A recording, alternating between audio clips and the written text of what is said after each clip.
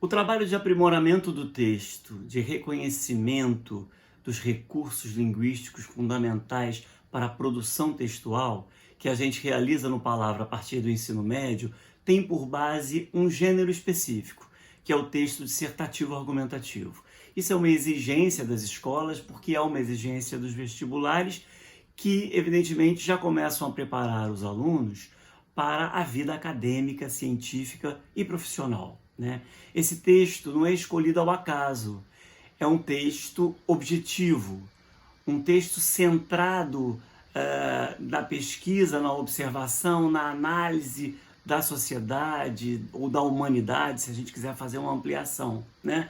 Então é um texto menos subjetivo, evidentemente que a subjetividade sempre está expressa de alguma forma, mas ele tem um objeto, né? Eu digo aos alunos sempre, na vida acadêmica, ainda brinco com eles, vocês vão lembrar de mim para sempre, porque vocês escreverão para sempre. Porque, afinal de contas, a vida científica acadêmica é uma vida de produção de conhecimento, né?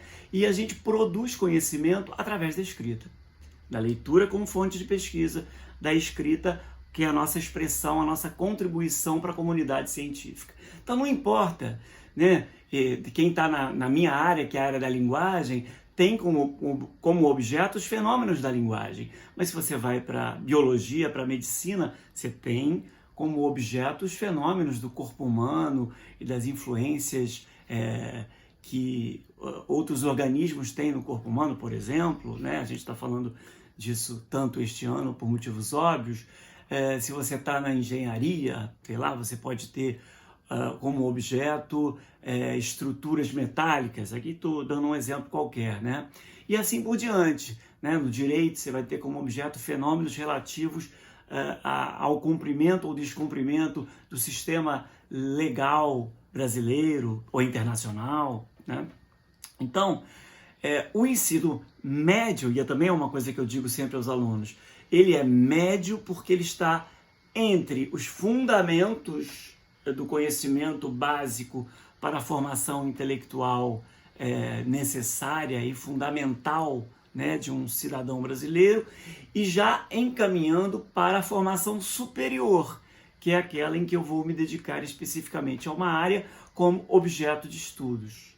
Então, a gente precisa treinar no ensino médio esse texto que é uma prévia do que será no futuro uma monografia científica, um artigo científico, uma dissertação de mestrado, a gente usa inclusive essa palavra, uma tese de doutorado, que é uma dissertação que tem uma tese, que tem uma aposta num caminho. Então a vida acadêmica e depois também na vida profissional, a gente vai dissertar sobre os objetos de análise, de observação, né?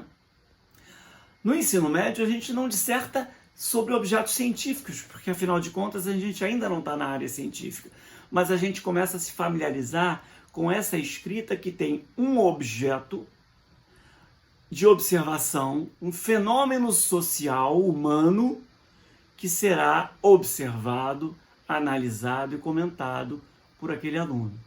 Como ele é objetivo, ele precisa de mais informação, que é uma exigência que a gente começa a ter com mais rigor. Claro que a gente sempre tem informação na vida, sempre recebe informação, e a informação sempre ajuda a uma escrita melhor, né? Mas a partir do momento em que eu me proponho a escrever textos objetivos, a escrever textos dissertativos, argumentativos, eu então vou precisar fundamentalmente da informação, porque se eu escrevo sobre mim, sobre as minhas emoções, sobre as minhas memórias, por exemplo, eu tiro de dentro de mim os recursos da escrita, os arquivos necessários à composição do meu texto. Se eu escrevo sobre algo que é externo a mim, e que, portanto, eu sou observador, né, e compartilho com as pessoas uma observação em um objeto que é comum, né, que é coletivo, então há uma exigência minha de conhecer melhor esse objeto. Então, nas nossas aulas, a gente vai ter uma formação de duas vias complementares, né? Tem a formação técnica da linguagem, que é de aquisição de vocabulário, que é de conhecimento sobre as regras, sobre as estruturas fundamentais de uma boa escrita, estruturação de texto, paragrafação, né, montagem dos parágrafos, sequência dos parágrafos. Essa é a parte técnica propriamente da escrita. Só que, paralelo a isso, a gente vai precisar da informação. Então, cada tema que se discute é recheado, eu forneço para que a gente discuta informações básicas, dados estatísticos, frases de pessoas que já pensaram sobre aquele tema, trechos de matérias jornalísticas que trazem casos, né, que podem ilustrar fenômenos relativos àquele tema, e o que mais estiver ao nosso alcance, filmes que possam fazer referência, livros que possam fazer referência àquele tema. E essa contribuição também costuma vir muito dos alunos. E com base em tudo que a gente tiver disponível para que a gente se informe a respeito daquele tema, a gente faz um debate. E aí a gente precisa desse coletivo, né? desse grupo em que um ouve o outro, uns ouvem os outros, em que a gente confronta ideias, nem sempre a gente precisa concordar, mas sempre a gente precisa respeitar a opinião do colega. E aí, num terceiro momento, a gente vai planejar o texto. E aí a gente já começa a pensar em estrutura, e aí a gente sai desse plano coletivo para individualizar o trabalho.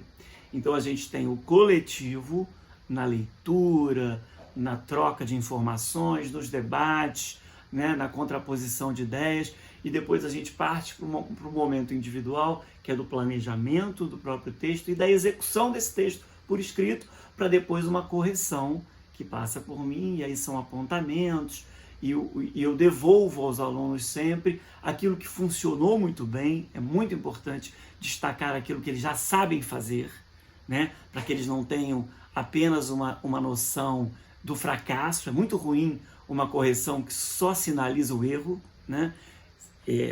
Então, são sinalizados os acertos, mas também os momentos que precisam de correção, e aí vai ali uma informação sobre a correção, sugestões de encaminhamento, questões para que o aluno pense, possibilidades de substituir aquele fragmento destacado como problema a ser resolvido no texto. E aí o aluno, com base nessas informações minhas, nessas orientações minhas, eles vão corrigir novamente, e aí sim ter um produto final que se apresenta, que se publica, que se comemora como algo completo ao final desse processo, que vem da aquisição de conhecimento e termina na divulgação, no compartilhamento de um texto bem acabado, né? Na nosso modelo online, assim a gente funcionou em 2020 e assim a gente está começando o ano de 2021, já com otimismo para que a gente possa, em algumas turmas, passar para o presencial em breve, mas no online a gente tem aí, através do Zoom, encontros em que a gente compartilha conhecimento, em que a gente debate sobre ideias, e depois, num segundo momento, através de uma troca pessoal dos alunos comigo, de textos que são escritos, são compartilhados por WhatsApp e devolvidos por mim com marcações e um áudio que orienta a correção. Assim a gente tem produzido esse material, né? E no ano passado isso foi muito bem sucedido, os alunos tiveram uma grande evolução, o que nos deu uma satisfação, porque aquilo que parecia no início do ano um impedimento, que era o isolamento social, foi revertido aí num novo meio, né? Que a gente passa a adotar também como uma outra possibilidade de curso, né? Bem, na primeira semana, a gente conversou sobre muitas coisas, e inclusive áreas de interesse, objetivos de cada um, né?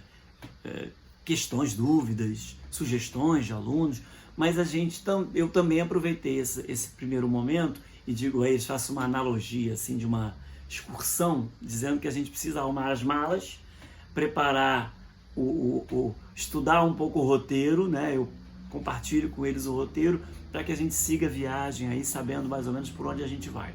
Então, nessa primeira semana, eu compartilhei com eles esse conhecimento sobre o texto científico, que será o nosso objeto, o texto dissertativo argumentativo, que é um nome, né, um nome composto que eles estão acostumados a ler, a ouvir, mas quando eu puxo por eles, eu percebo que tem uma dificuldade imensa de compreender plenamente o sentido deste par de palavras que compõem um gênero tão fundamental na vida deles, né?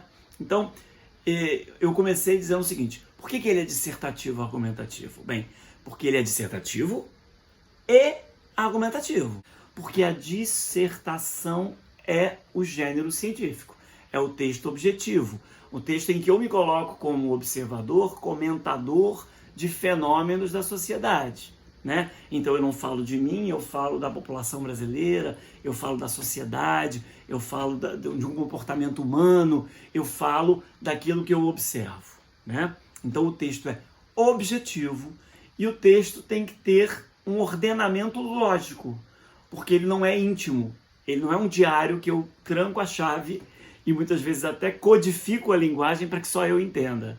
Ele é um texto para ser compartilhado, ele é um texto que deve pertencer à comunidade científica, ou no caso deles não tem esse peso, mas da comunidade interessada por aquele tema. É a minha contribuição para uma discussão que já existe, né? Então ele é dissertativo nesse aspecto. E por que ele é argumentativo? Porque ele tem argumentação, que é o poder de convencer pessoas através da linguagem, através da organização de ideias que sustentam um ponto de vista, né? Então, em resumo, o que eles vão precisar aprender, o que eles estão aprendendo no curso do ensino médio do Palavra? Eles estão aprendendo a dissertar, argumentando uma posição a respeito de um tema que pertence à nossa comunidade, à sociedade em que a gente vive, né? Bem, um segundo passo foi explicar a eles uma necessidade que a gente tem, aí de ordem prática, de estabelecer no nosso curso uma divisão, por uma questão mesmo das necessidades que eles terão adiante na realização de provas de vestibular, né? Por quê? Porque o Enem, dentro dessa perspectiva do que possa ser um texto dissertativo argumentativo, o Enem acabou adotando um texto que tem como objeto uma dissertação argumentativa que tem como objeto um grave problema brasileiro, né? Então, no caso do Enem, o que a gente tem é que se apropriar desse objeto, identificar esse objeto, que é um grave problema brasileiro, analisar, pensar caminhos em relação a ele e propor uma solução, que é algo comum quando eu disserto a partir de um problema, né? Porque se eu disserto sobre um problema, é bom que eu pense por onde esse problema possa ser tratado. Senão, ao final do meu texto, fica uma sensação de que a discussão não acabou, né? Não encerrou a discussão do ponto de vista lógico, porque, evidentemente, é humano, é natural buscar soluções de problemas. No caso do Enem, isso está bem amarrado por uma coisa que se chama proposta de intervenção, né? Que é uma ação concreta que eles vão precisar apresentar para solucionar aquele problema através de projetos, né? De realização. Esse é um tipo de texto. Então, a gente acabou adotando um apelido de modelo Enem. Esse é o modelo Enem. É a escrita dissertativa argumentativa sobre um problema brasileiro. Fora desse modelo, a gente tem tantos outros vestibulares que eu costumo representar aqui pela UERJ, pela FUVEST de São Paulo, pela PUC, porque são, na verdade, historicamente, aí na nossa vida de 20 anos de curso, as provas mais populares, aqueles mais buscam, né, para se desenvolver. E aí, o que esse tipo de texto traz como especificidade? O que esse tipo de texto exige deles? Ao contrário de centrar a discussão num objeto-problema, esse texto vai centrar a discussão num objeto que é uma polêmica, vamos chamar assim, né? É uma discussão que divide opiniões sobre a qual cada autor, candidato, no caso de uma prova de vestibular, tenha que se posicionar. Então, diante de uma questão, você pensa que isso é possível ou não? Você tem que definir um ponto de vista e argumentar em defesa do seu ponto de vista. Evidentemente que esse tipo de texto não chegará em proposta de solução nenhuma, porque eu não estou problematizando a discussão, né? Eu estou embasando um posicionamento a respeito de uma discussão. Então, esse tipo de texto chegará aí apenas numa conclusão de raciocínio a partir dessa explicação, né? Bem, para sintetizar, claro que estou fazendo aqui um vídeo bem um resumo de todas as questões que a gente discutiu ao longo desta última semana. Os alunos falam muito quando pedem, né, ajuda, quando justificam sua presença e falam dos seus objetivos durante este ano de curso, por que estou chegando no curso. Eles dizem assim: eu quero aprimorar meu texto, eu quero aprender a escrever melhor. E aí nós pensamos juntos aqui caminhos por onde alguém possa escrever melhor, né? Então eu listei com eles 5 pontos. O primeiro é entender aquilo que se pede, né? A proposta centrada num tema, né? Uma precisão em relação ao tema. E a gente tem alguns exemplos aí recentes. Tem, por exemplo, este ano agora, né, a prova do Enem, realizada inclusive agora em janeiro, por conta da pandemia, teve como tema os estigmas sociais relativos aos transtornos mentais no Brasil. Quer dizer, os transtornos mentais são percebidos pela sociedade de uma forma estigmatizada, de uma forma preconceituosa, se a gente quiser simplificar um pouco, com marcas, né, de que a pessoa tenha este ou aquele comportamento sem necessariamente aquilo corresponder à realidade e sem que haja uma seriedade em relação ao que se diz. Então, vejam, o tema do Enem 2020 foram os preconceitos relativos aos transtornos mentais. Muitos alunos este ano, isso já tem sido comentado, viram que o tema girava em torno dos transtornos mentais e fizeram uma discussão sobre transtornos mentais no Brasil, tratamentos, né? Direcionaram para uma vertente que não era especificamente aquela que se pedia.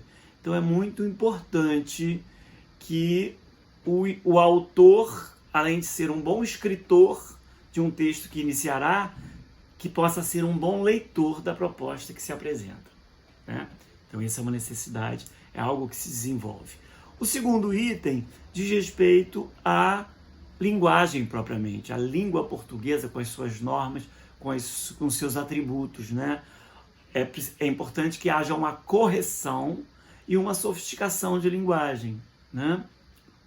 Então isso a gente trabalha através daquilo que a gente apresenta como bons textos de leitura comentados, apontados, glossário de palavras, dúvidas a respeito de palavras que foram mal empregadas eventualmente durante a correção dos textos feitas individualmente, como eu disse antes. Então isso é muito importante. Num terceiro ponto, os conteúdos que eu já comentei há pouco, né?